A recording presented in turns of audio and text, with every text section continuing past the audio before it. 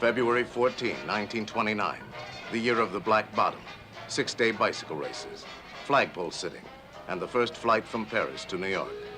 Mickey Mouse makes his screen debut, and Herbert Hoover is inaugurated as the 31st president with the words, "We in America today are nearer to the final triumph over poverty than ever before in any land." 6 months later, the New York stock market will crash and bring about the greatest depression in world history. In the city of Chicago, the time is 10:25 a.m. The temperature, 18 above zero.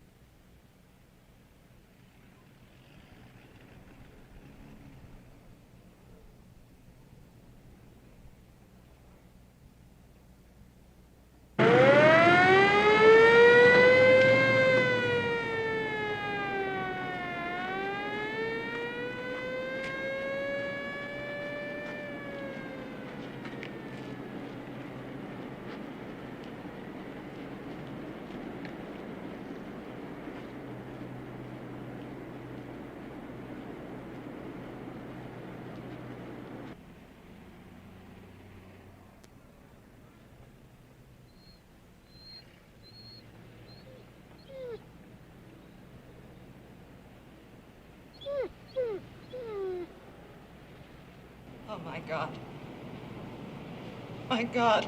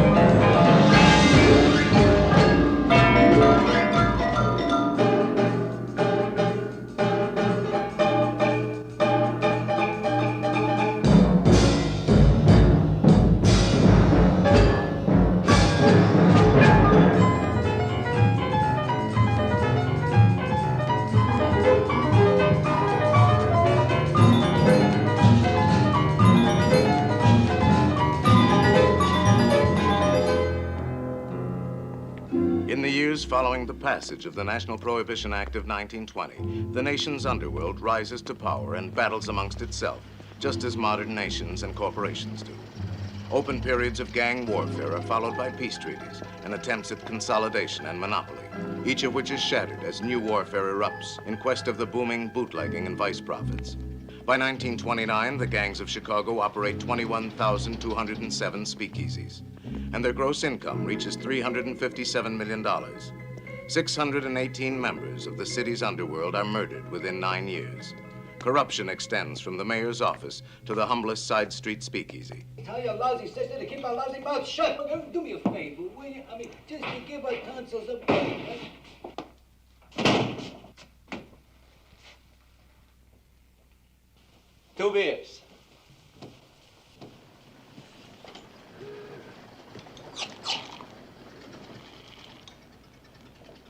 Nice place you got here. Thanks. Do a nice business, huh? Pays the rent. What are you trying to do, poison me? You don't like the beer, mister. You don't have to pay for it. Well, now, ain't you the cat's pajamas? You hear that, Jimmy? Bright Eyes here says we don't have to pay for this slop. How about it, Bud? You're drinking this stuff? Tastes terrible, don't it? Guess I'm not what you'd call much of a judge. What's the matter? Don't you know when something stinks? I guess I drunk better at that. Ah, you hear that? Even your friend don't like it. What more do you want? All right, Bright Eyes, where you getting it? Slauson. Slauson. Only Slauson I know works for Capone. Al Capone. That wouldn't be the same Slauson, would it? Huh? I think it is.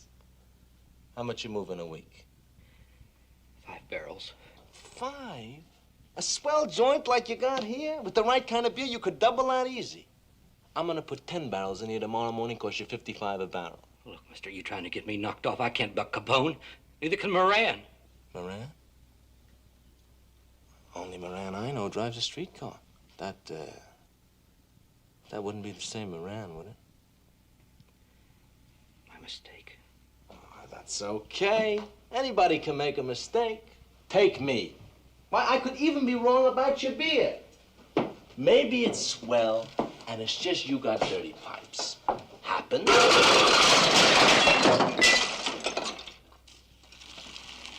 Well, now, you know what you got there, Bright Eyes. It's not the pipes at all. It's green beer. Hey, you can smell it. See what I mean?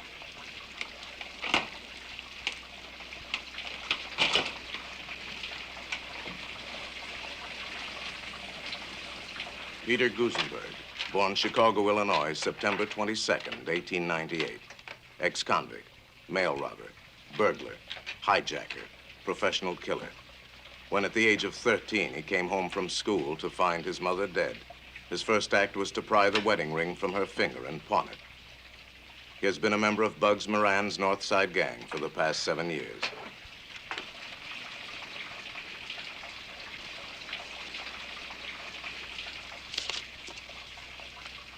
$10 starting tomorrow.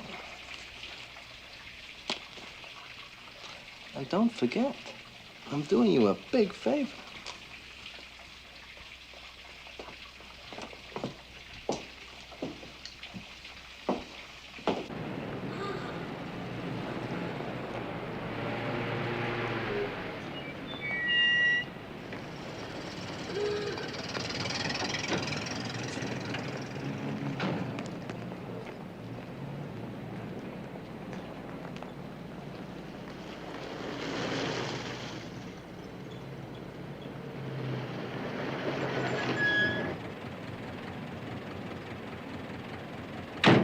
Frank Gusenberg, younger brother of Peter Gusenberg.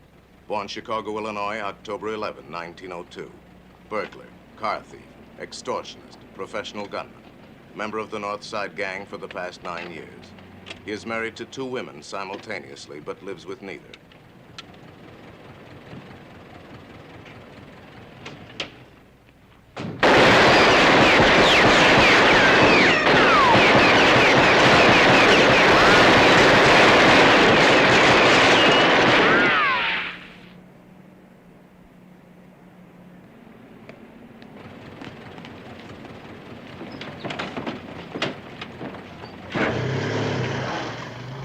Vincenzo DeMora, alias Machine Gun Jack McGurn, born Brooklyn, New York, July 7th, 1903.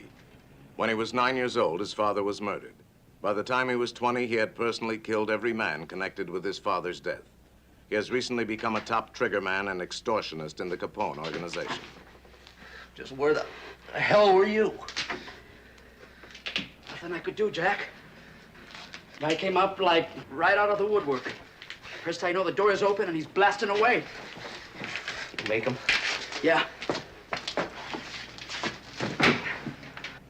One of Moran's boys, Frank Gusenberg.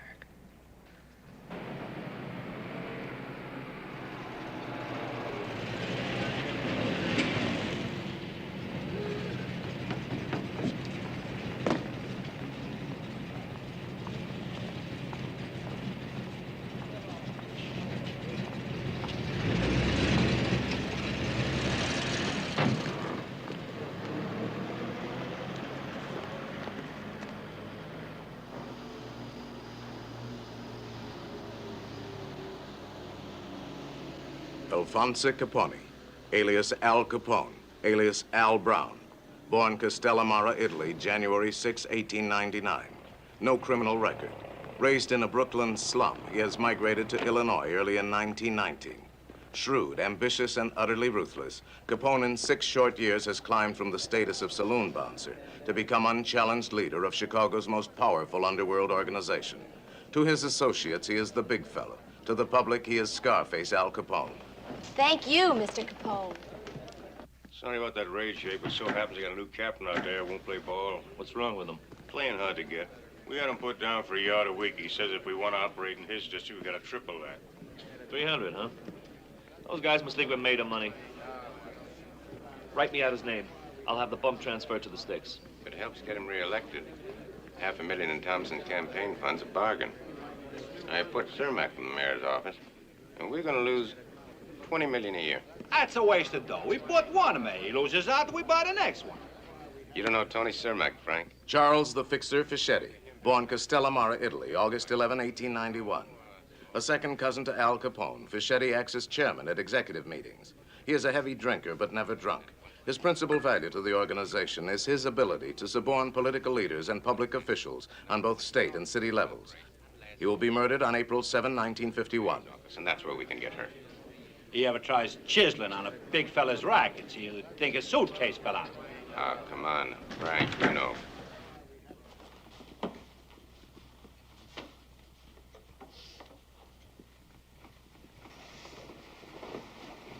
Hello, Al.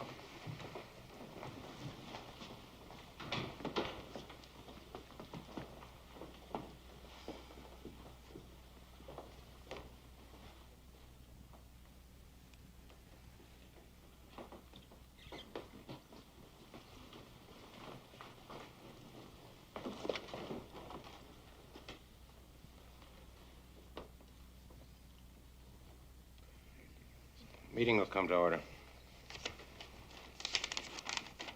Jake, we got you down here for a report on the Stockyards district. How's everything going down there? I'll read you the figures and let you tell me, okay? We took over that territory from Joe Saltus at the end of last October. And right away, things got better.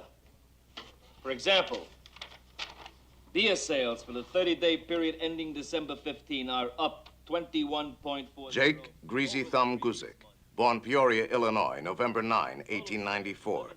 A one-time proprietor of a string of suburban houses of prostitution, Guzik is now in charge of all bootlegging sales and distribution for the Capone Syndicate. He will die of natural causes on July 11, 1956. I've been telling you guys for months that when it comes to selling beer, that big Polak don't know his hat from third base. For Christ's sake. All I get out of you guys is talk. The rest of the time, you're strutting around with dollar cigars and your kisses like a bunch of bankers. Big shots. What's wrong, Al? What's wrong? You guys just get off the boat or something? Huh? Am I the only guy around here who knows what's going on in this town?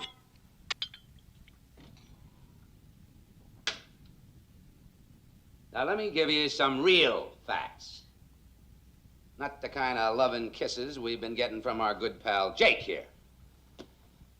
Nobody has to tell me we're making money out in the stockyards or any place else on the south side or the west side. But what about the north side, Jake? I don't hear no nice fat figures on that. Or maybe you figure that end of town ain't worth holding on to. We talked about this, Al. Yeah, we talked about it. You talked about it! Well, no trouble, Al. Forget about it, Al. Buck Moran just showing off, Al.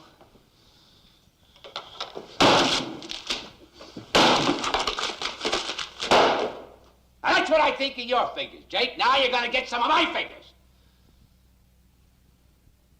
Since Labor Day, Bugs Moran's Bugs push our beer out of 28 joints South Chicago Avenue alone. That don't sound like much, does it? Huh? 28 joints. What's 28 joints out of 12,000 peanuts, right? Right? Al, if you just listen to reason. Shut up, Charlie, right now. I'm doing the talking. There's something else. Take our pal Jack McGurn here. Now, Jack's a nice fella. Does as he's told. He keeps his nose clean. I wish I had a couple of hundred like him. So what happens here? A month ago, damned if a punk of Moran's don't up and turn a chopper loose on him. Tony Lombardo. My pal Tony. Went to his funeral. I cried at his funeral. I bawled like a baby. Here's a guy, never carried a gun in his whole life. Middle of the loop, 4:30 in the afternoon, 2 slugs through the back of the head, put there by a couple of Bugs Moran's red hots. Oh, Al, now, just think a minute, huh? I mean, going after Moran, it just ain't good business. Business! I'm talking about staying alive. Try getting it through your cement head that what Moran's pulled so far, that's just for openers. He wants me. He wants me dead. The way D and a Banyan wanted me dead. The way Jaime Weiss wanted me dead. Right down there on 22nd Street. Middle of the day. Damn if that crazy Pollock don't come looking for me with a whole army.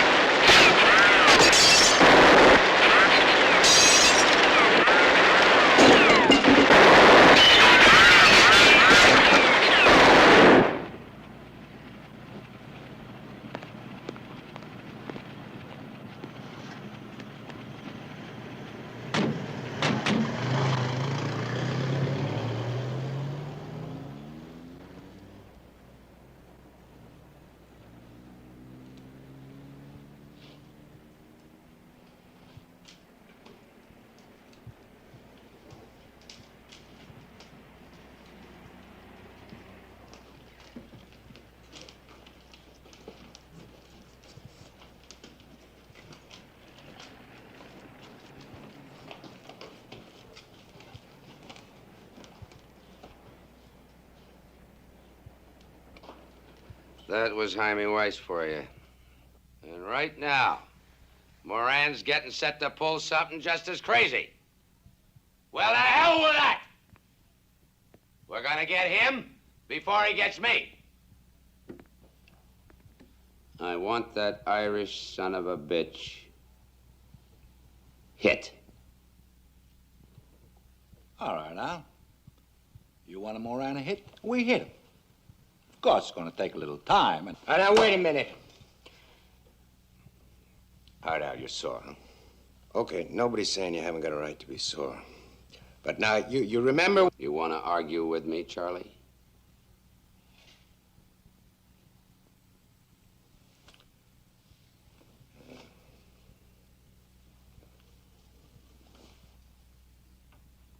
Work it out, Frank. Only make it quick. quick? I don't know. To tell the truth, Al, there's a whole lot about the guy we don't know to begin with. Francesco Nittoni, alias Frank the Enforcer Nitti, born Montedoro, Sicily, January 9, 1887. Nitti is in charge of the Capone organization's punishment squad, made up of accomplished strong-arm men and professional killers. On March 19, 1943, while under indictment for income tax evasion, Nitty will use a gun for the last time to take his own life. Before we could take the chance to put him on the spot at all. So... I don't want to hear all that. Everybody wants to argue. I told you what to do. How long is it going to take? I don't know what to tell you. Honest, I don't. Like I told you, we got nothing to go on. I can't hear you, Frank. 5 weeks. 6 at the most. 6 weeks? What are you going to use on him, a bow and arrow? Something on your mind, Jack? Well, yes, sir. Maybe I'm wrong to butt in like this, but the last couple of months I've been doing a little checking up on Moran. He lives at the Belden Essex Apartments on Lincoln Park West, apartment 5C. Uses the name George Miller.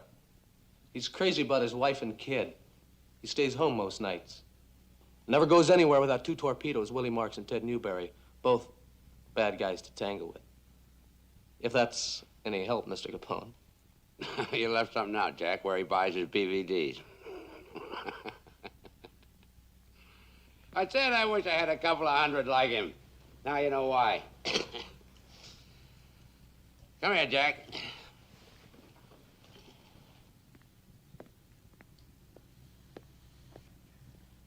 You want to know something, Jack? I like a guy who can use his head for something beside a hat rack. And seeing as how you know so much about Moran, I'm giving you the job of getting rid of him. If that's okay with you, Frank. I got no objections. Think you can handle it, kid? Yes, sir. There's just one thing, Mr. Capone. We may have to take some of Moran's boys with him. I'll send flowers.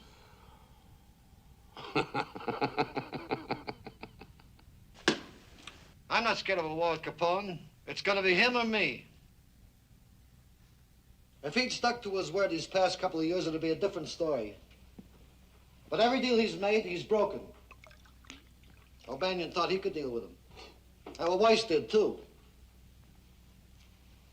Well, I don't have to tell you how they ended up. George Clarence Moran, born St. Paul, Minnesota, July 9, 1893. Ex-convict, burglar, horse thief, hijacker, suspected killer, present leader of Chicago's notorious and long-established North Side mob, which during the past 5 years has been almost constantly at war with the Capone organization for control of the city's bootlegging and gambling profits. During these 5 years, every previous leader of the North Side gang has been murdered by the Capone interests. Jaime shook the dirty hand of that rotten greaseball. Oh, sure. We've been giving him a lot of trouble lately. But I'm telling you here and now, that's not enough. Not when you figure what he's been doing to us. Pushing his slop in our saloons, hijacking our trucks, and sending punks like that Jack McGurn up here to snoop around. Well, that may be Jake with you guys, but not me. I say it's time we put Al Capone and his bums out of business. For good! George, with what? You can start a war with Capone, but you're not going to win it. Not when every wop in town is working for him. I know some that aren't. Joey Yellow's mob. That 5 and dime punk. Capone don't even know he's alive. Jimmy, that's no way to talk about our new partner. Hey, wait a minute. Wait a minute. What is this, some kind of rib? Sit down, Frank. Since when do we hook up with a bunch of crummy spicks? You can count me out. Don't you pop off to me, you stupid kraut. When it comes to getting Capone, I don't care who I use. You remember Deanie O'Banion? Remember Jaime Weiss? Well, you ought to, because you helped load their coffins into the hearse. Or maybe when a friend of yours is gone, you don't give a damn no more. Well, I do. And Deanie O'Banion was my friend, and I don't forget him. And I don't forget who had him knocked off.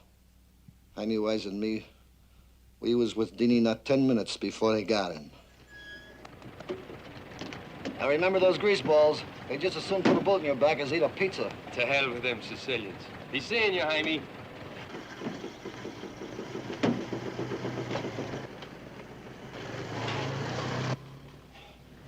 Morning, Johnny.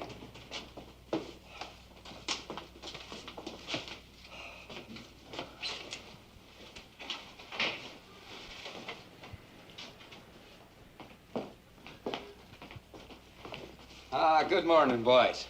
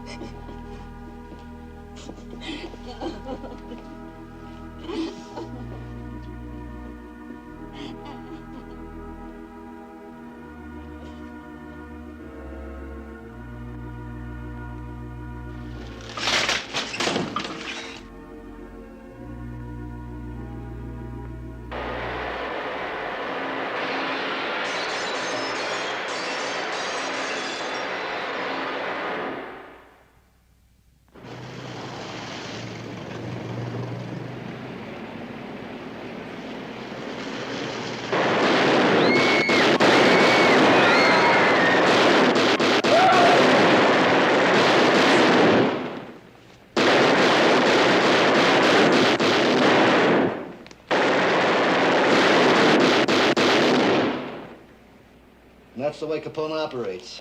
That's the murdering double-crosser who swore up and down he'd keep the hell out of the North Side. Well, I'm not waiting around for Capone to put me in no cemetery. We nail him before he nails me. All right, let's nail him and get it over with. I just say we do it without the help of a two-bit spaghetti snapper like Joe Aiello. Frank, you're a dummy. You know that? Capone's protection comes from the mafia. He can't make a move without permission of the head wop. And he can't be the head himself because he's not Sicilian. So he's got his own man, Patsy Lolordo, running the outfit. Now, your spaghetti snapper, Joe Aiello, is a pal of Lolordo's. He helps us knock over Lolordo, then he takes over the mafia. And that's when we take old Scarface for a nice one-way ride. And if it don't work, he'll take us for a ride. Well, it better work because I'm putting you in charge.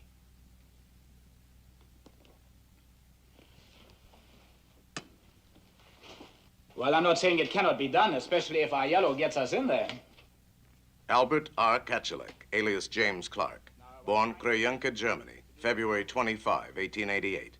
Ex-convict, burglar, car thief, suspected killer. Since marrying Bugs Moran's sister 5 years ago, he has become the #2 man in the Moran gang. And then we need a good driver for the getaway car. I don't care how you do it. Just get rid of Patsy Lolordo. Quick.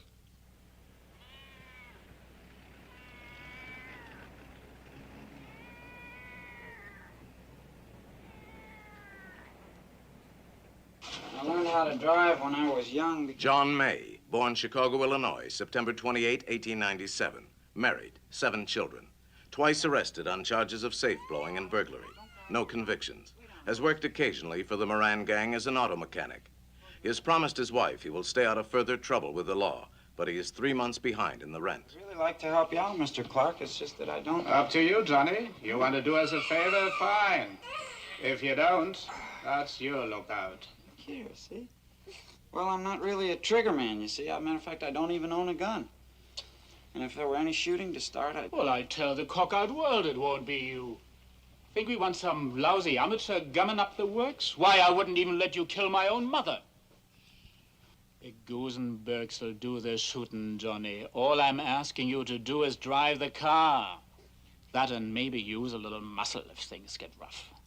Pays $100. Now, are you in or out? It's $100 for the whole job? Uh-huh. I'll do it. Besides, I really need the money. Come on, darling. Don't you want any more?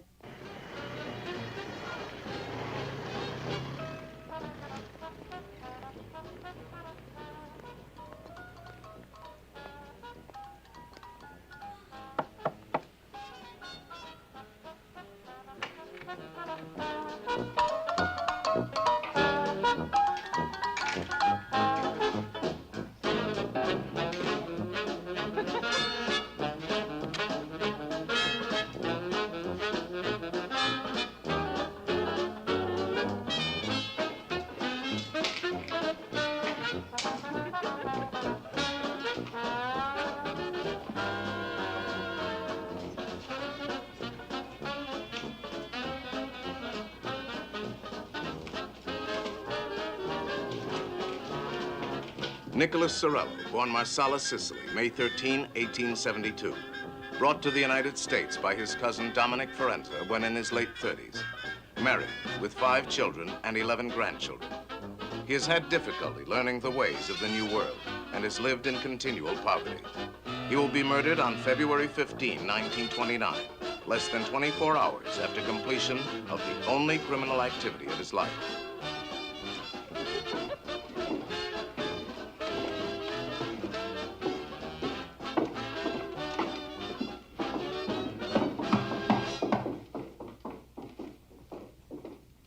Come in.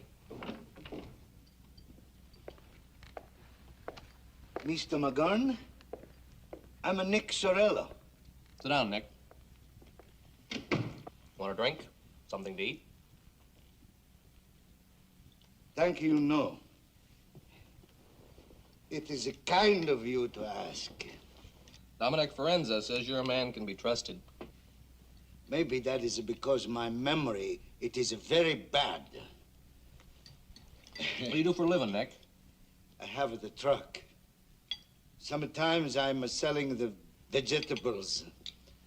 Sometimes I'm in the moving business. It's very hard to get a good job when you talk with accent. Yeah. Any trouble with the cops? No. One time, yes. They tell me I'm moving the stolen goods. I say I do not know this.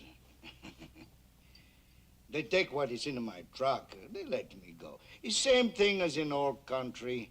It's no different here.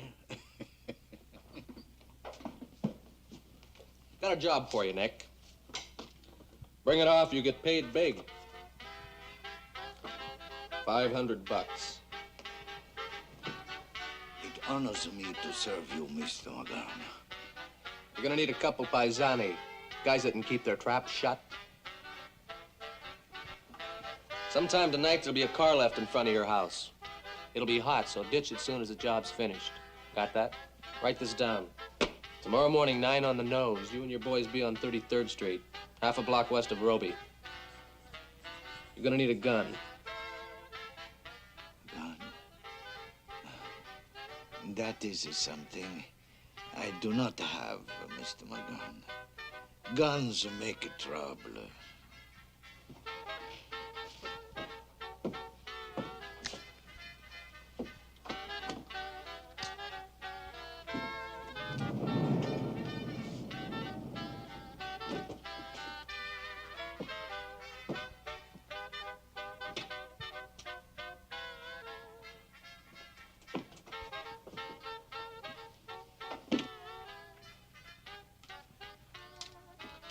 No bullets, no trouble. Okay?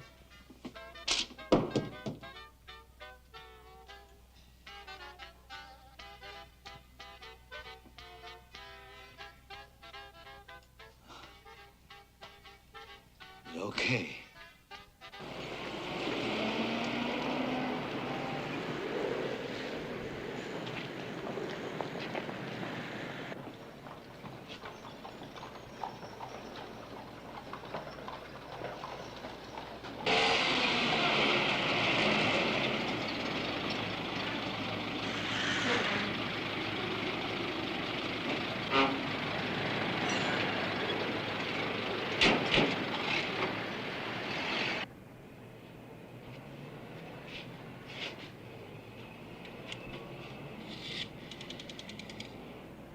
Operator.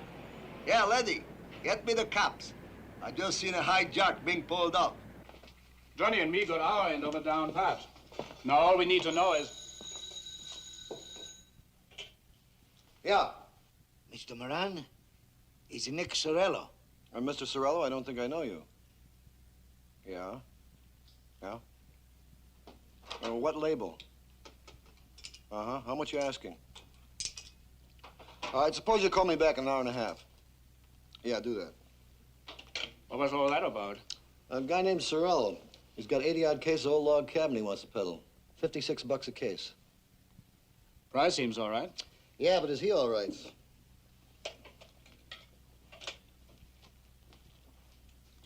Monroe, 8099, please. Lieutenant Zalacosta, please.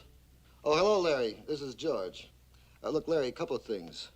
Let me know if your boys got anything on a booze hijack last couple of days, out near the stockyards. All right. And while you're at it, see if you got a make sheet on a wop named Nick Cirillo. Right. I'll call you back in about an hour, okay? Thanks, Larry. Oh, I'm sorry, Jim. What were you saying? Oh, just that we're about ready to make our move. All we need now is to make sure Lolordo's bodyguards change shifts the same time every day. I've got a couple of boys checking on that right now.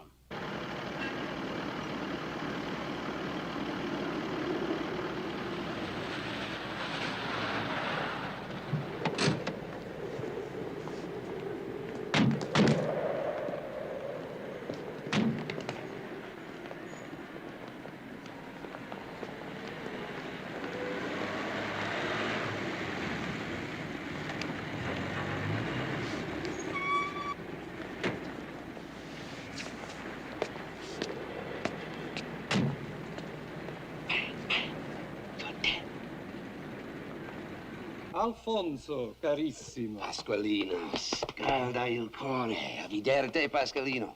Come in, come in.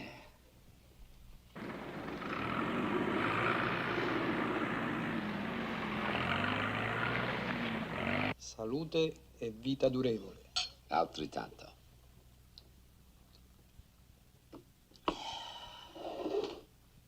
Grazie.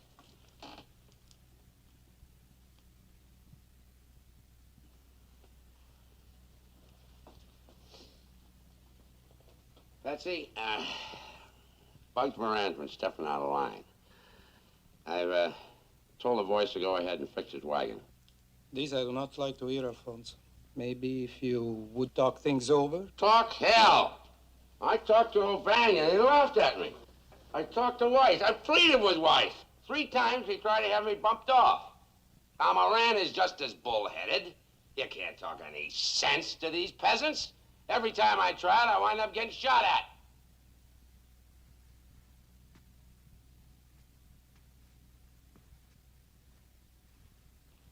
I'm not asking you, Patsy. I'm telling you. I'm getting rid of Moran. Così sia, compare. You and I, we will not quarrel over the life of a worthless man. I'm letting Jack McGurn handle it. He wants 2 mafia boys on the choppers, Scalisi and Anselmi. Same dough we paid for knocking off Jaime Weiss, okay? As you wish, my friend.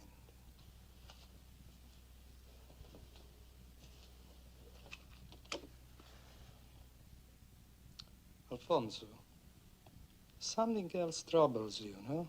Yeah. I've been hearing things, Patsy. You know how it is, You pick up a word here and a word there, you put them together, and pretty soon you got a picture. Maybe it's on a level and maybe it ain't. The way I get it, Joe Aiello is going to take over the mafia in this town, and they got your name on a bullet. I have nothing to fear from Aiello. Don Giuseppe and I are as brothers. We attended the university in Palermo together. We came to this country only months apart. We are both members of the Inner Council of the Brotherhood. No, Alfonso, I thank you very much for your concern for me. But what you have heard is not true. I know this.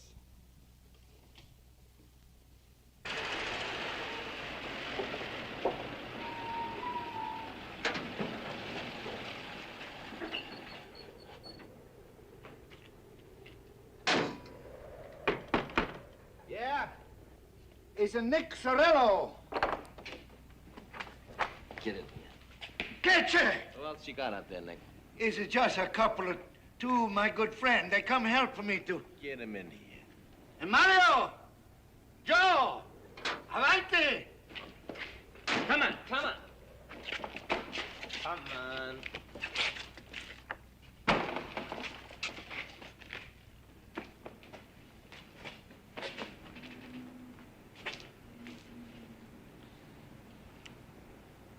What'd you have in mind, Nick? I ask you pardon, senor. It's only to watch the whiskey I have the gun. It's no... You're a very naughty boy, Nick. All right, let's get it in here.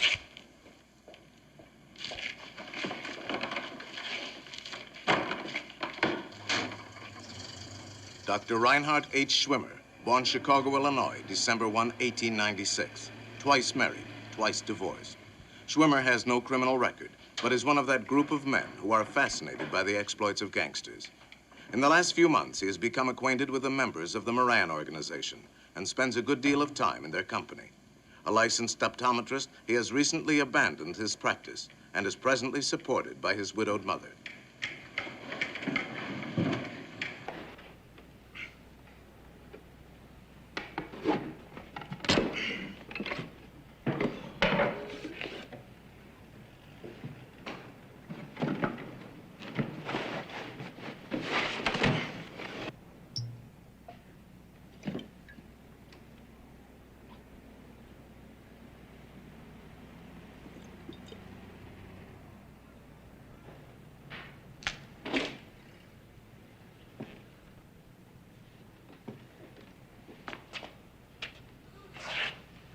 Okay, Nick, get it unloaded. The money? Signore, first you pay me the money. Don't worry about it, Nick. We'll send you a check. You pardon, signore. Myself, I talked to Mr. Moran on the telephone. He said, okay, Nick, I pay you the cash. $56 a case for the first class stuff. Hey, you taste, huh? It's the first class stuff, no? Okay. Now you pay me the money. We take him off of the truck.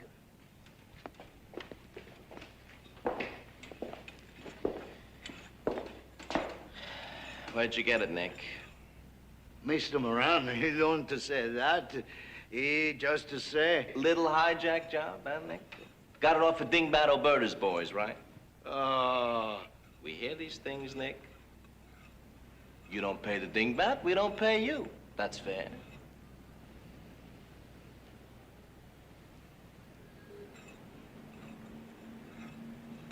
Okay, move it. You'll get your dough. Move.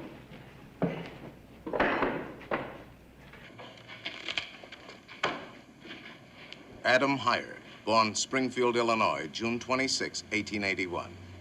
Criminal record, 1 conviction for operating a confidence game. Married twice, 1 child, a son by his first wife.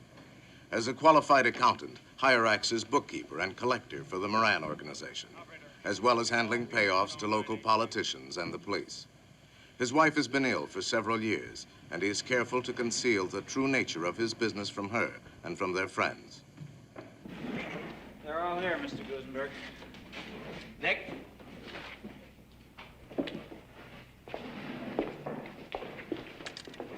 Stuff checks out. All log cabin uncut. How many cases? It's 82. Myself, I counted them. Nick wouldn't lie to us. He wants to stay healthy.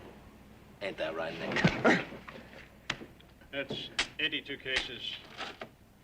$56 a case. That figures $4,592.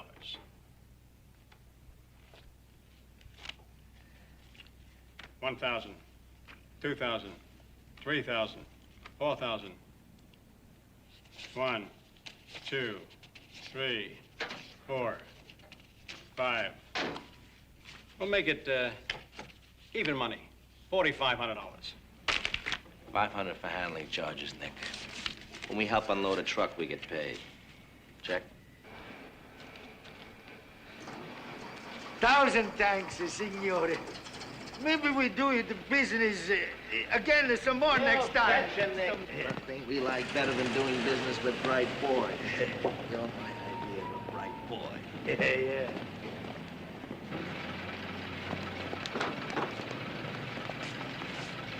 Big shot. Some of the money, they steal it back from me. More than $500. I figured they would. In fact, I counted on it. You got one more job to do. Just when, I don't know yet. A real easy job, Nick. Just one simple phone call. Now remember, Pete, Frank will pick you up tomorrow afternoon at 3:30 sharp. At exactly 10 to 4, both of your pickup draw are yellow on the corner of Wharton and Paulina.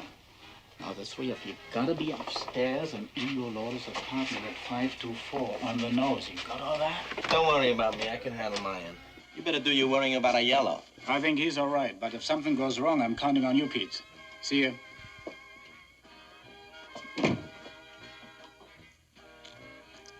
As Mr. and Mrs. Peter J. Gorman, Peter Gusenberg and an ex-showgirl named Myrtle Nelson Koppelman have occupied apartment 5C at 434 Roscoe Street for the past 7 months.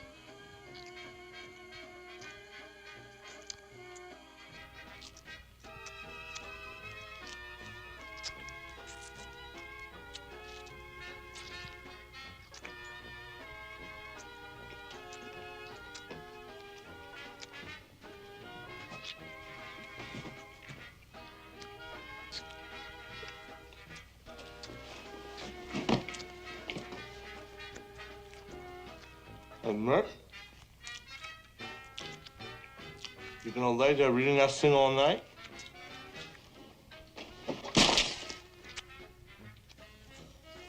You made me lose my place. Yeah? Come on over here, I'll find it for you.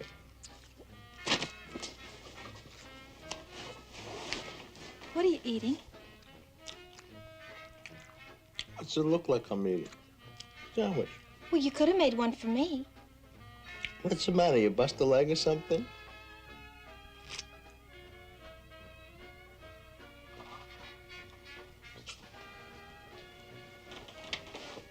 Pete, guess what? You know that coat you got me for Christmas? You told me I could exchange it because it was too big. So what? Well, I did this afternoon for a nicer one. Nicer? What do you mean, nicer? That coat set me back 750 smackers. I know it did, Pete. You've been awful good to me. And don't you think for 1 minute I don't appreciate it. It's just, well, this one I couldn't resist, that's all. I know. You just sit right there. I'll go put it on for you. You'll see how nice it looks.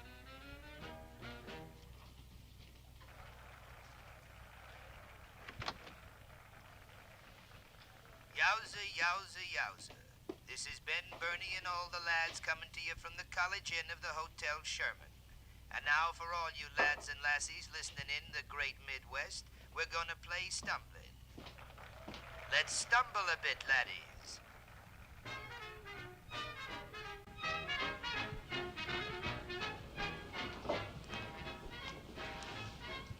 Isn't it beautiful, Pete?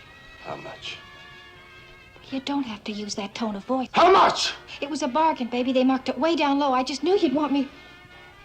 3,000, that's all. 3 grand! Why, you lousy little gold digger, when I picked you out of the line, all you had to your name was a cloth coat with monkey fur on the collar. Well, it goes back tomorrow, you hear me? Back! Listen, you cheap gangster. I'm gonna keep...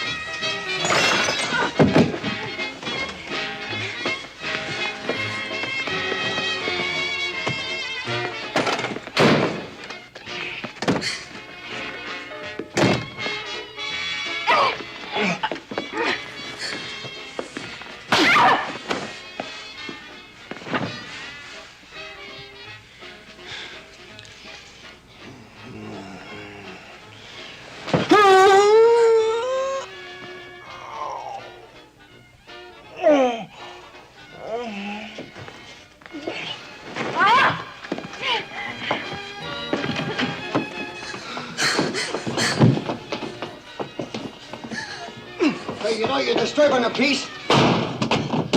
Let me in! Chief gangster! I'm gonna call the... When interviewed by the press some weeks later, Myrtle Koppelman had this to say. Oh, Pete and I have been married about a year. I can't remember exactly where we were married, except that it wasn't in Illinois. Well, I had no idea Pete was a gangster. He said he was a salesman. Truly a kinder, more gentle man. Well, you just couldn't meet one. On January 7, the Moran gang puts into effect its plan to murder Mafia chieftain Patsy Lolordo. The first step is for Pete and Frank Gusenberg to use Joe Aiello's friendship for Lolordo as a means to enter his apartment. Your name, Aiello? Aiello. Hop in. One thing I gotta know, Aiello. You're positive this guy Lolordo ain't setting us up for a double cross? Don Pasqualino and I are just like blood brothers. He truly believes we're calling on him on a business matter.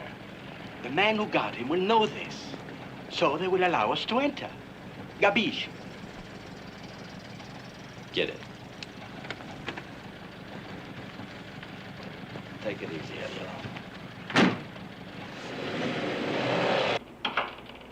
The second step of the plan to murder Patsy Lolordo is the systematic elimination of his bodyguards.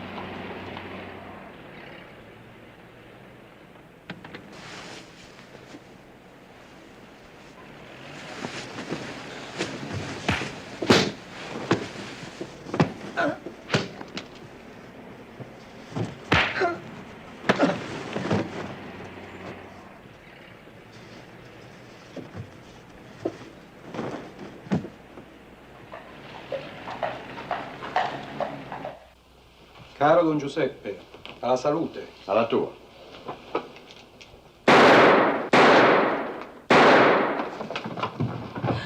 Pasqualino, che è successo? Ah! Dio mio! Ah! Mi hanno ridamazzato! Aiuto! Pasqualino, rispondimi, mio bene! Mio tesoro! Perché? Ah! Tesoro, mio bene!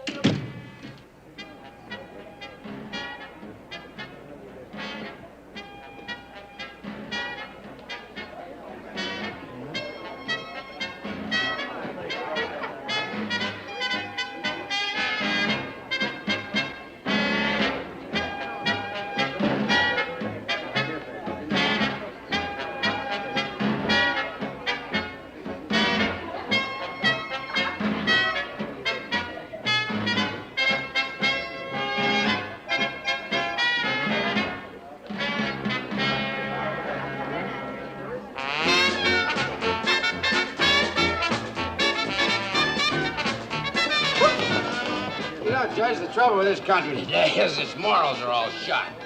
I mean, look at the young people. Girls, smoking cigarettes right out in the streets. And necking in the back seat of a car and wearing skirts so short you can see everything they got. And fellas packing a hip flask full of rot gut whiskey, driving around half drunk. You're perfectly right, Mr. Capone. I see him in my courtroom every day. Drunk, disorderly, defiant. I hardly know how to handle them. What these kids need, Your Honor, is a good working over with a razor strap on their bare behind. Boys and girls. If any kid in my... Excuse me, Your Honor. Freshen up your drinks, folks. I'll be right back.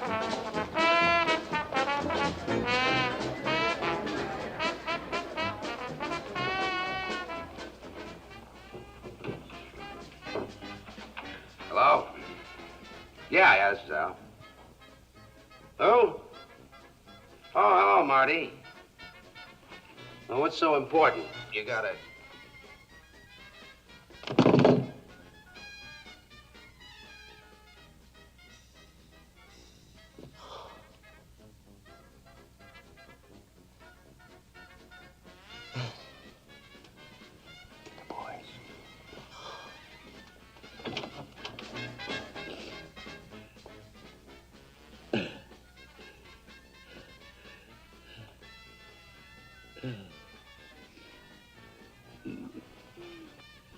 What is it, Al?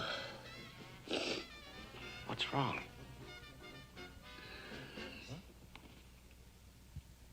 Patsy Lolordo. He's dead.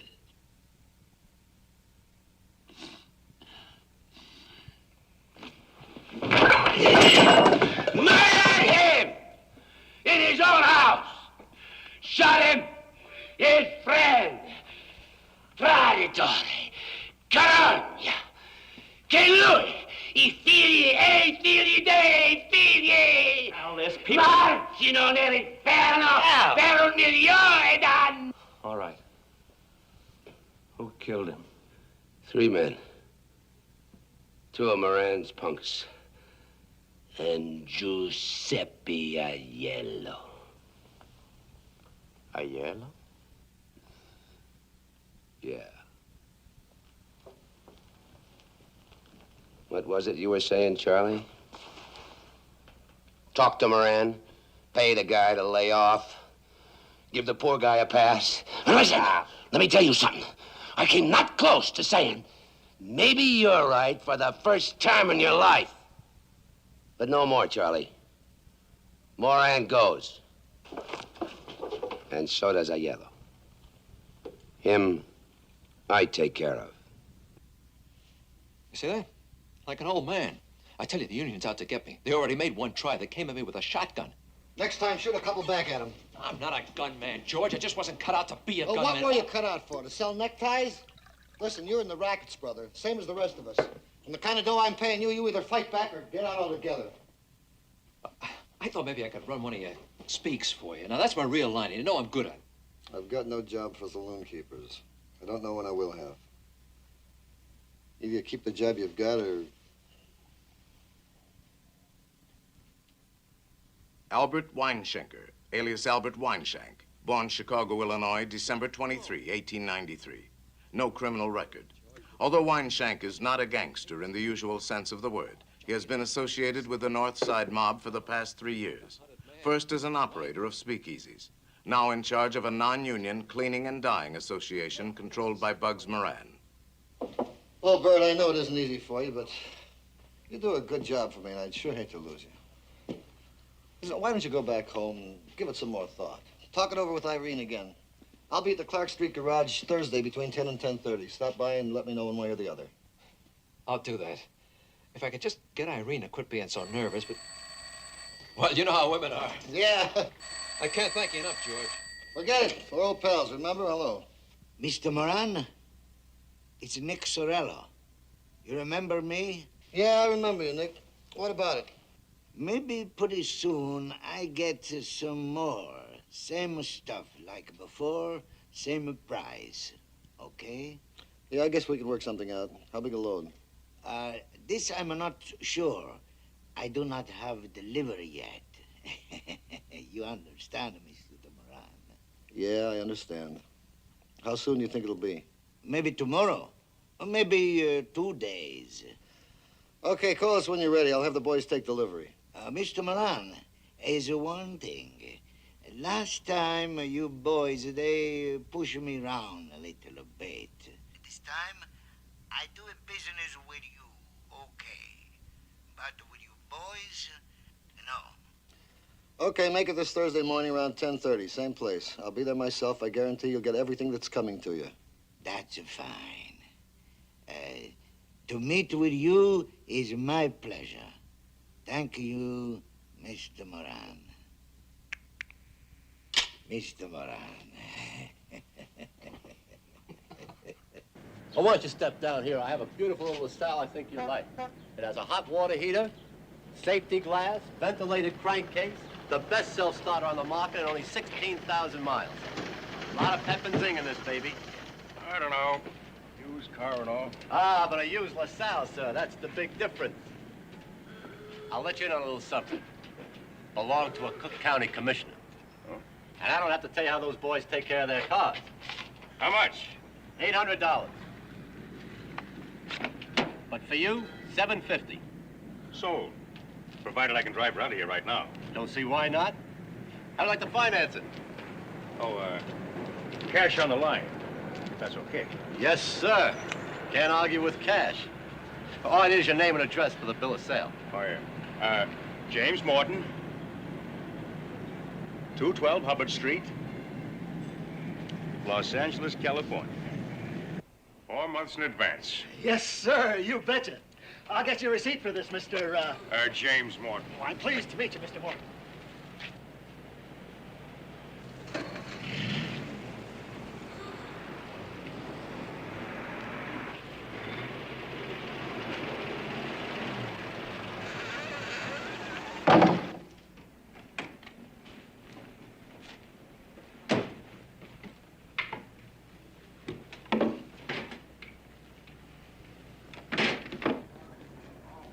On the evening of February 11, Angelo Molina, a second cousin of Joe Aiello's, buys a train ticket to Los Angeles. Aware that Al Capone has discovered his part in the murder of Patsy Lolordo, Aiello will use the ticket to board the train at the last minute in an effort to escape the vengeance of Capone. Who says people are getting fed up? Papers? These guys on the radio, what do they know? You think most guys give a damn who gets bumped off as long as it ain't them? Listen, I know people. I make it my business to know people. They get a big kick reading in the paper where some poor stiff gets taken for a ride. Hello? Yeah, Frank? Wait for me. At the barber shop. Come on, kid. Stick around, guys.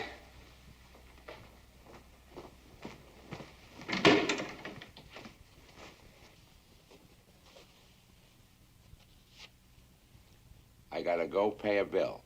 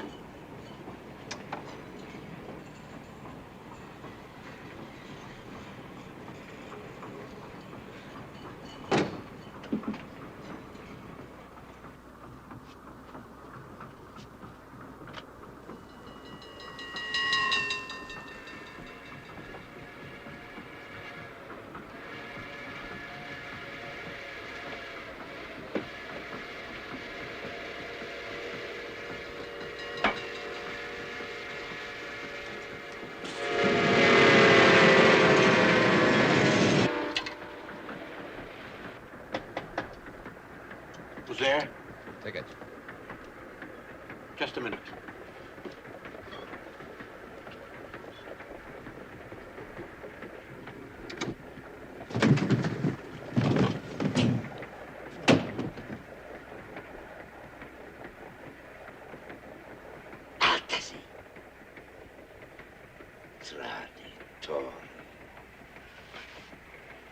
Signor Capone, siamo due uomini, braveggiatori, ma se... Basta! Assassino! Ma se... Girate! Gira!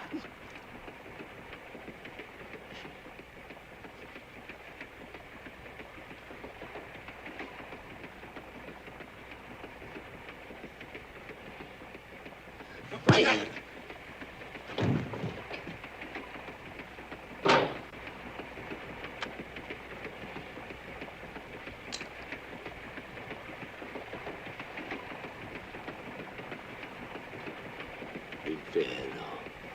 T'aspetta. Giuseppe.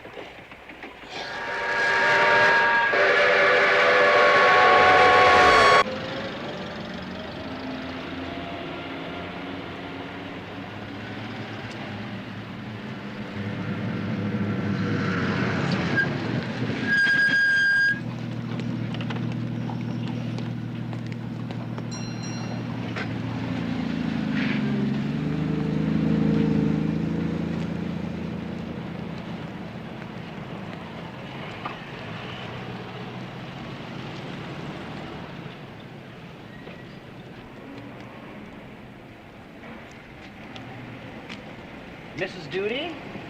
My friend here and me, we're looking for a nice front room. And your sign out there. Come on in. I can't afford to heat up the whole street. The way they charge for coal nowadays. Yes. You in a band or something? With an orchestra. One of the cabarets over on Fullerton. The rooms are upstairs. Okay. Oh, this is a charming place you have here, Mrs. Duty. I don't want no horn tooting in here. My roomers wouldn't stand for nothing like that. Don't you worry about that, ma'am. We only play these things when we get paid for it. Do you want 2 singles or just the double? One room's enough, as long as it's a front. If you're going to be sleeping days, I'd advise you to take a back room. The noise on Clark Street isn't to be believed, what with the buses and the people. I said a front room, okay? You see, we're out here from New York, ma'am. It gets too quiet, we can't go to sleep. Bet you're the same way. I'll show you what I got.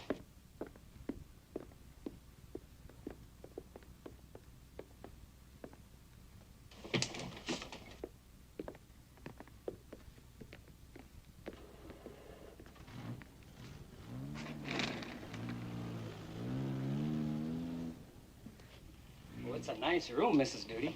We'll take it. You get a change of linen twice a week. Bathrooms at the end of the hall. No visitors after 11.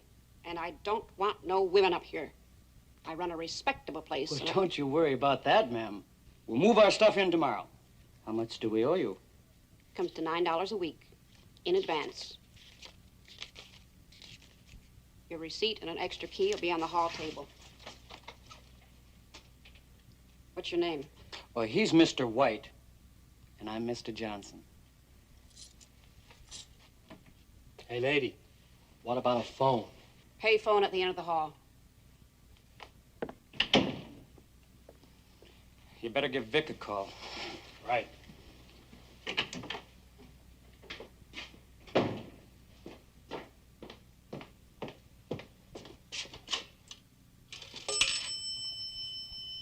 Long Beach, 6599.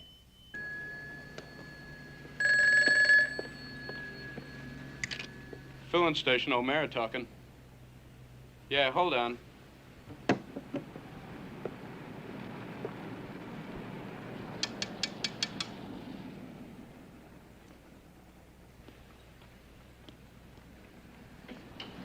Phone.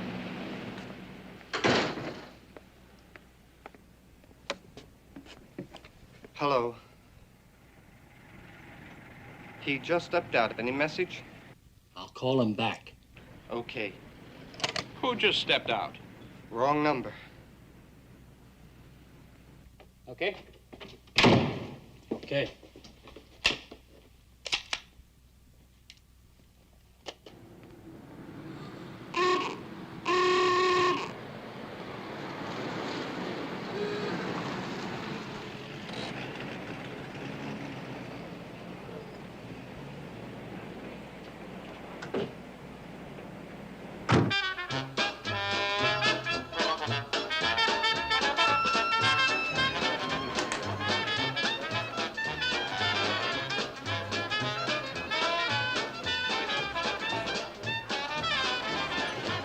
Out for some fun tonight, eh, boys? Well, you come to the right place. I've been here before, you know. Thought I recognized you. That'll be $2 a piece.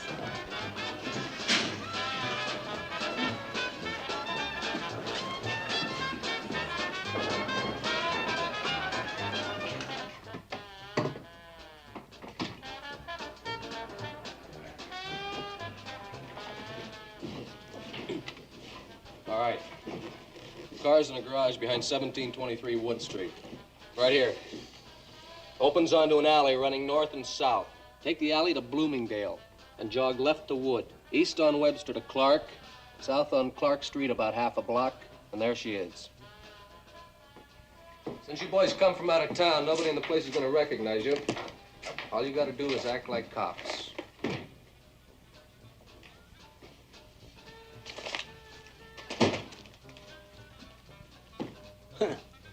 Must be yours.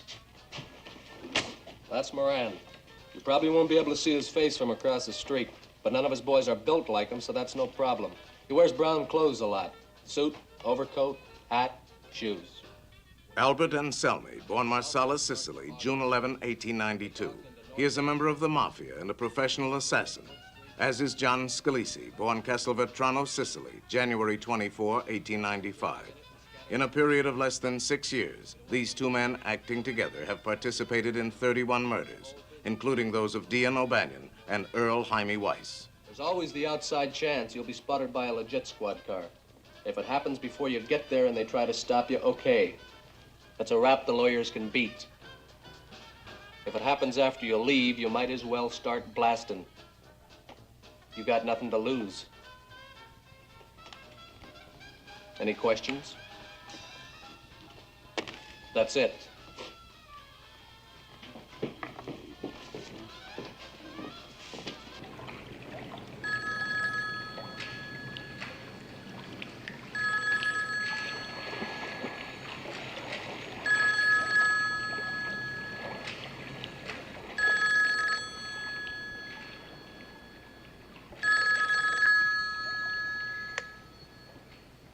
Hello? Jack, great to hear from you, kid. How's the weather back there? Right around zero, Mr. Capone. Sure could use some of that Miami sunshine up here. Yeah, I'll bet you could. Anything special you want to tell me, kid? Yes, sir. It's all set for this Thursday, Mr. Capone. In the morning, around 10:30. We got a nice Valentine all ready to deliver. Valentine. Hey, that's right. This Thursday's Valentine's Day. Ain't that a hot one? A Valentine for a bug. Say, Jack, just make sure it's a great big red Valentine, huh? At 6:45 on the last morning of his life, John May takes an early bus to work. He has been promised a $10 bonus if he can replace the transmission of one of the gang's cars before noon.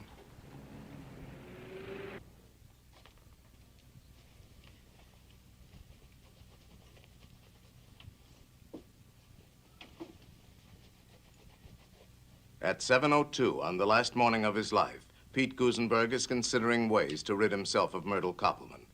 There are plenty more where she came from.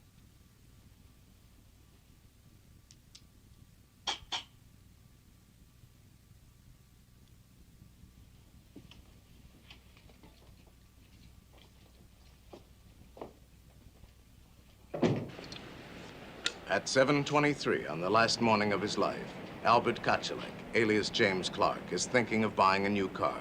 His status in the gang demands better than this.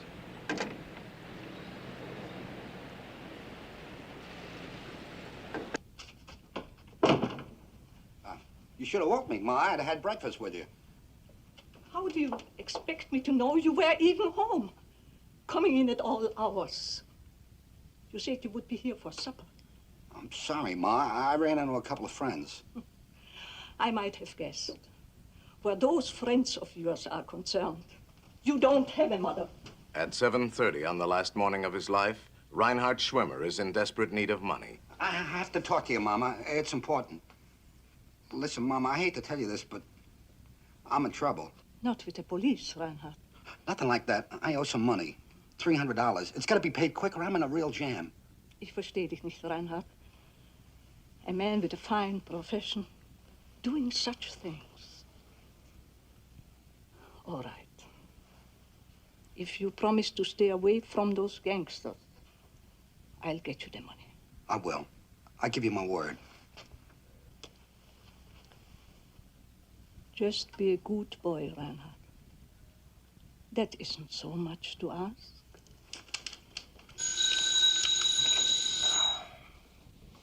Hello.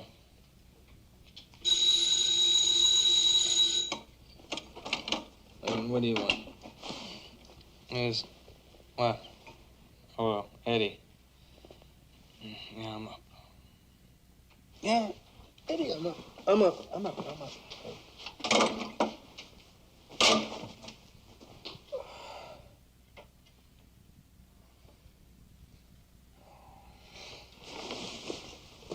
What's your hurry, honey?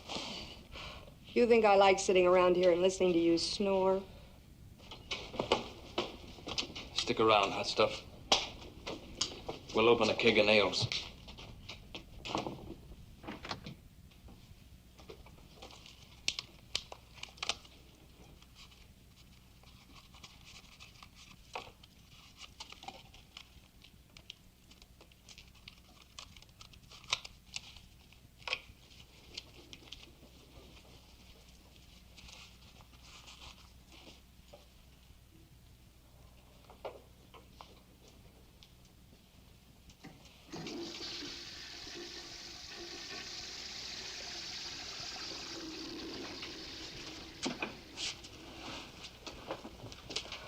You still here?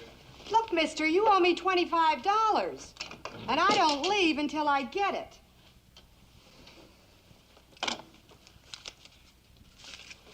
You know, with a he-man like me, you ought to pay. That'll be the day. Well, thanks, lover. See you around. At 7:41 on the last morning of his life, Frank Gusenberg is wondering if he shouldn't go back to one of his wives. Can I fix you some breakfast, dear?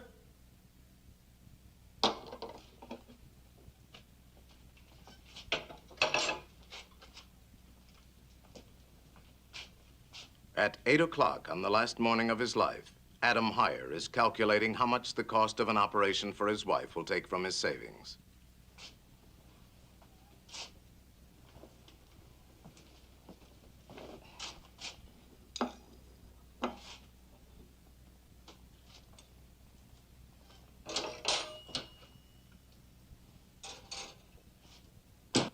You will tell him, Bert. You won't back down, promise me. Don't worry, honey. I'm through. I walk in and say, so long, George, I won't be seen anymore, and walk out. Finished. Thank God.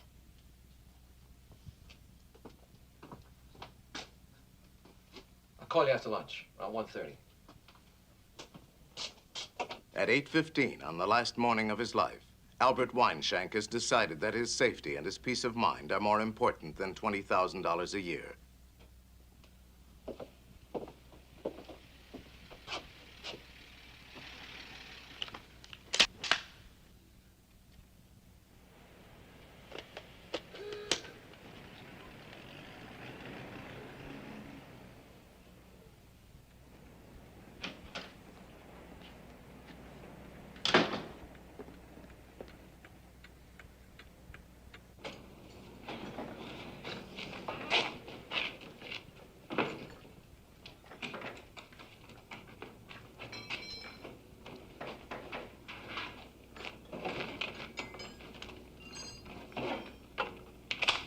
Listen to this. Only $600. 4-cylinder floating power. Freedom from vibration and rumble. That makes driving a constant delight. Increased speed. Alex. And Moran? Nah, it's too short. you know something, Paul? That's the 6th guy in there already. Nobody told us we gotta keep score. All we're supposed to do is count up to 1. Morning, boys. If it ain't good old Riney. How's the eye business, Doc? Haven't you heard? I retired, living on my investments. He means his old lady is paying the bills. Saw Pete's car out front. I thought I'd drop in, say hello, get a cup of coffee. Would you mind helping yourself, Doc? The waiter just left. Sure.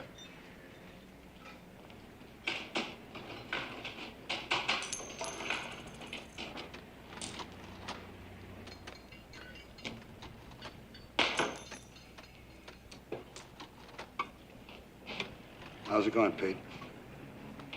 Okay. Say, fella over at the barber shop, give me a tip on a freight to Miami. Indian broom. Long shot. Claims it's in the bag. I'll make my own mistakes. Okay by you? Sure, Pete, sure. Just thought I'd pass it along for what it's worth. You know?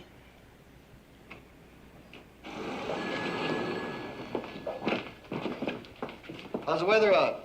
Still coming down. Wind's like a handful of razor blades. You guys are getting soft. Mr. Miller. It's Mr. Bernstein, long distance from Detroit.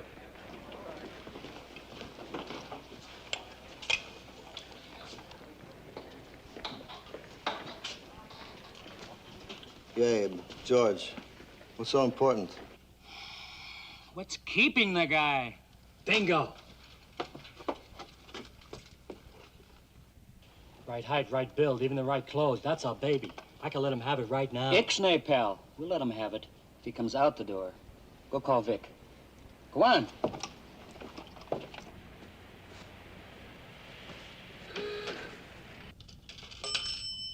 Operator, hey, give me Long Beach 6. Long Beach 6599. Right. Yeah, hello. Mr. Kane. He just stepped out. Any message? Yeah. Tell him his shirts is ready. Okay.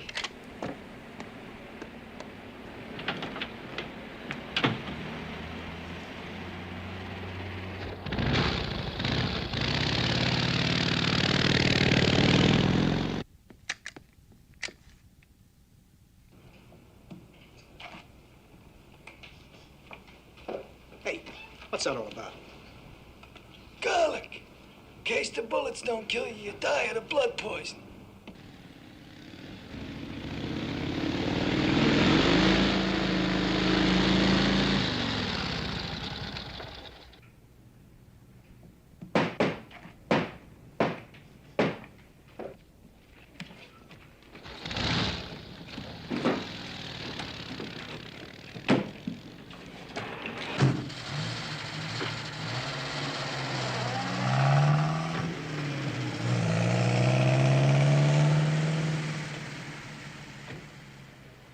I told him the next time he tries to jack up the price at the last minute, I'd find somebody else up there to do business with. I ought to stick a pineapple in his hat.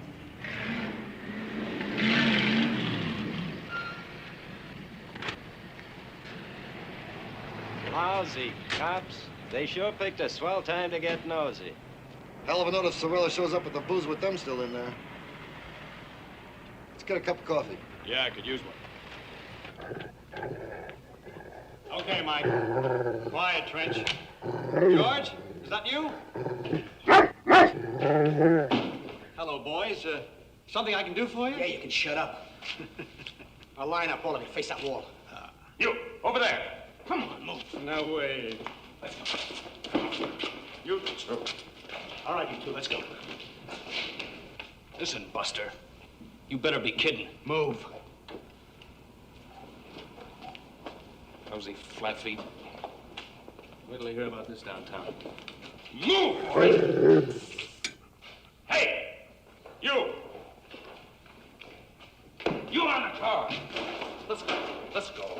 Sir, I'm just a mechanic here. Let's go. All I do is work on the automobiles. I don't Move, know what to Gimpy. do with these people. Come on, move! Hands on the wall. Lean on it.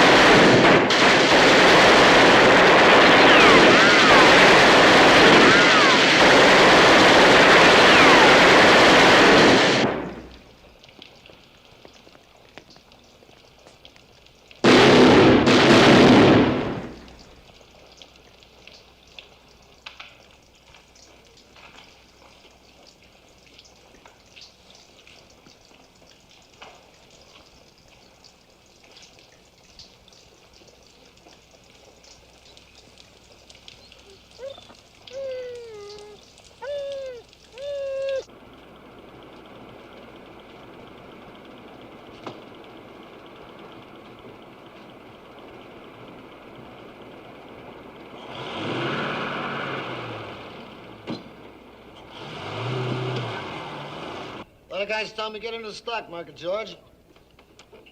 Pull up a few grand, and inside of you, you'll be a rich man. I say, what the hell? I'm already a rich man. And besides,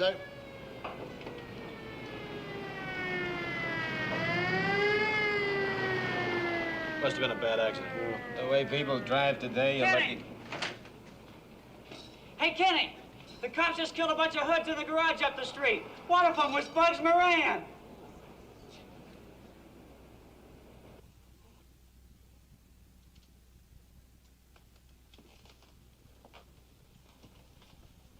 Frank. Can you hear me, Frank? Who shot you, Frank? Who did it? Who shot you? Nobody.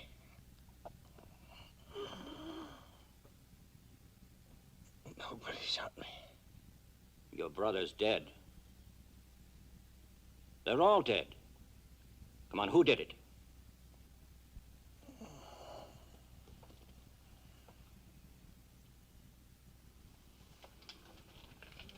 I've got to tell you, Frank. You're not going to make it. You want me to get a preacher? No. Just leave me alone. You don't want to let them get away with this? Come on, help us. It's cold. It's awful cold. Fix this thing, will you?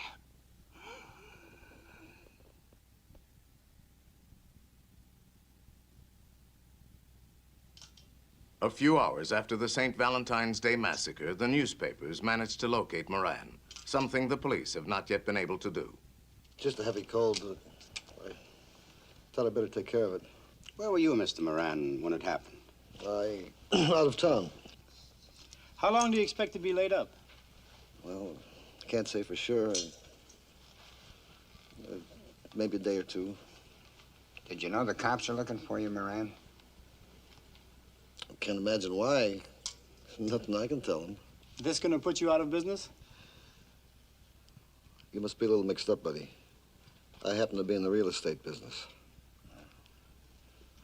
Oh, yeah, I knew some of those fellas. Just to talk to, you know. I even read where it said they were working for me. You can't believe everything you read in the newspapers. Mr. Moran, there are a lot of people around town who are saying it was actually the police who killed those 7 men. Do you think it's possible?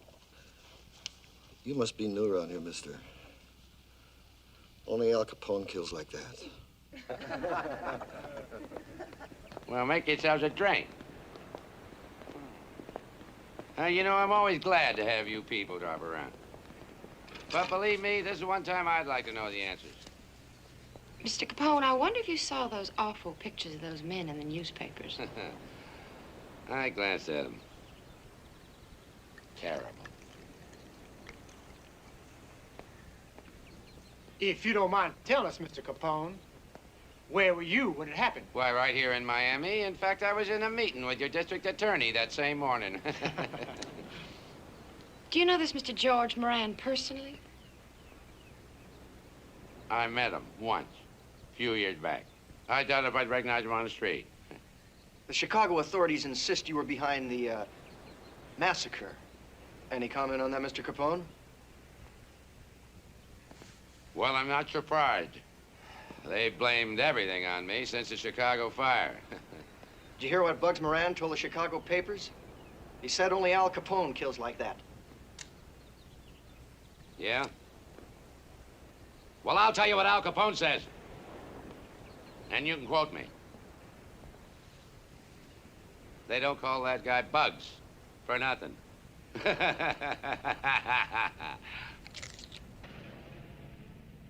Public indignation at the St. Valentine's Day massacre brings to a halt the most notorious era of open gang warfare in American history. Later in the century, the gangs will rebuild so that by the 1960s, their power will be far above that of the 20s. Once more, law enforcement agencies will be aware of the names of the syndicate leaders. And once more, they will not prosecute them. awaiting perhaps the moment when the public will demand, as it did in 1929, that the criminals be brought to justice. No one is ever brought to trial for the slaughter of the 7 men in this garage. But within 19 months, all 4 of the killers will themselves die of violence. On the evening of May 7, 1929, John Scalise and Albert Anselmi are invited to a banquet at the mansion of Al Capone, unaware that he has discovered their plot to murder him and take over his empire.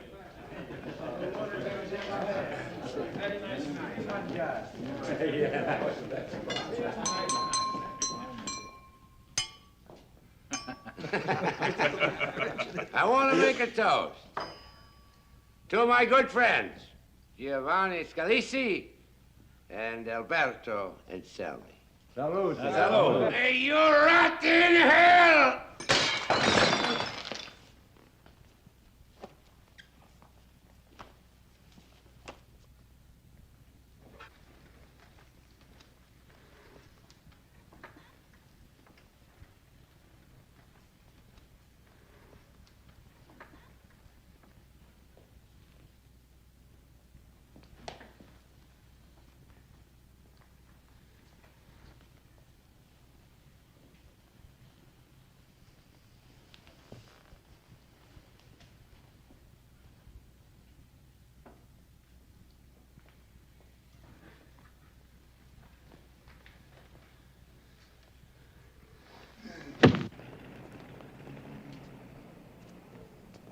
Of the 2 supposed police officers involved in the massacre, Boris Chapman is shot to death on January 5, 1930, while attempting to rob a St. Louis jewelry store.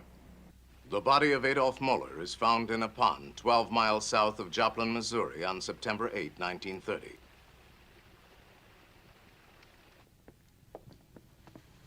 Vincenzo de Mora, alias Machine Gun Jack McGurn, is murdered in a Chicago bowling alley on February 15, 1936. Almost exactly 7 years after the St. Valentine's Day massacre he masterminded.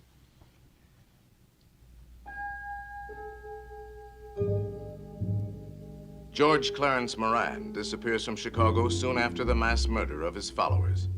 While serving a 10-year sentence for bank robbery in the federal penitentiary in Leavenworth, Kansas, he dies of lung cancer on February 25, 1957. Alphonse Capone, while he is never tried for complicity in the St. Valentine's Day massacre, his role as the man behind it goes unquestioned. 3 months later, he is in prison, and more than half of the remaining 18 years of his life are spent in federal penitentiaries.